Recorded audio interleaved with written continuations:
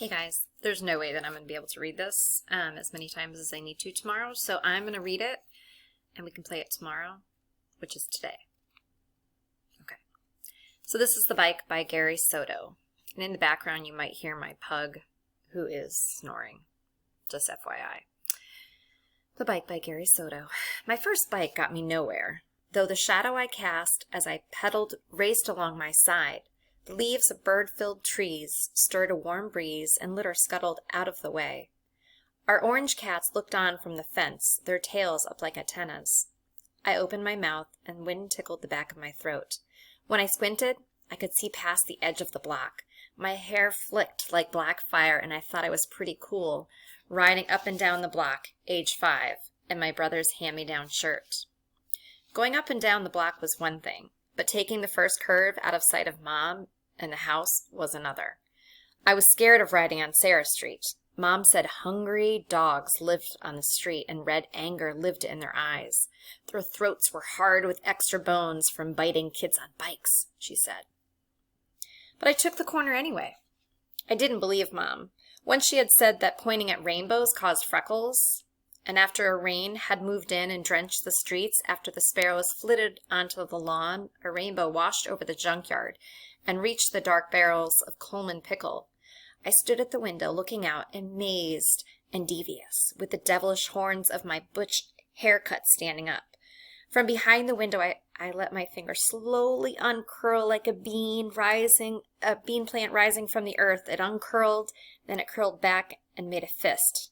I should remember this day, I told myself. I pedaled my squeaky bike around the curve on Sarah Street, but returned immediately. I braked and looked back at where I had gone. Goodness, sorry. My face was hot, my hair sweaty, but nothing scary seemed to happen.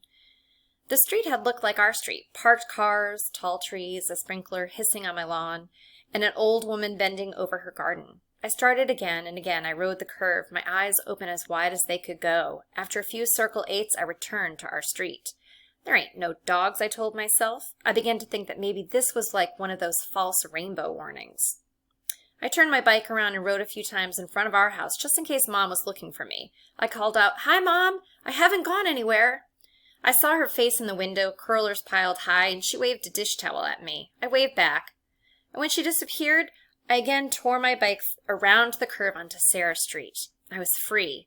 The wind flicked my hair and cooled my ears. I did figure 8s, rode up the curbs onto lawns, bumped into trees, and rode over a garden hose 100 times, because I liked the way the water sprang up from the sprinkler after the pressure of my tires.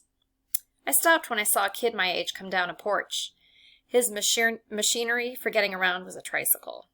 Big baby, I thought, and said, "You can run over my leg with your trike if you want." I laid down on the sidewalk, and the kid, with fingers in his mouth, said, "Okay." He backed up slowly, like a tank, and advanced. I folded my arms behind my head and watched a jay swoop up by with what looked like a cracker in its beak, when the tire climbed over my ankle, and sparks of pain cut through my skin. I sat up quickly, my eyes flinging tears like a sprinkler. The boy asked, "Did it hurt?" "No," I said, almost crying.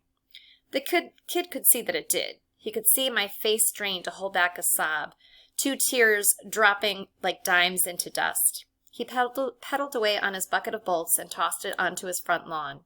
He looked back before climbing the stairs and disappeared into the house. I pulled my pant legs up. My ankle was purple, large and hot. The skin was flaked like wood shavings. I patted spit onto it and laid back down.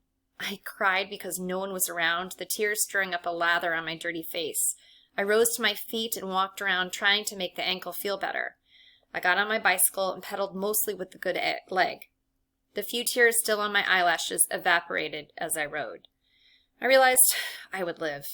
I did nothing fancy on the way home. No figure 8s, no wiggling of the handbars, no hands in my pockets, no closed eye moments. Then the sudden bark of a dog scared me, and my pants leg fed into the chain, the bike coming to an immediate stop. I tugged at the cuff, gnashed and oil black, until rupping sounds made me quit trying. I fell to the ground, bike and all, and let the tears lather my face again. I then dragged the bike home with the pants leg and the chain. There was nothing to do except lie in the dirt because Mom saw me around the corner from Sarah Street. I lay down when she came out with the belt, and I didn't blame the dog or that stupid rainbow.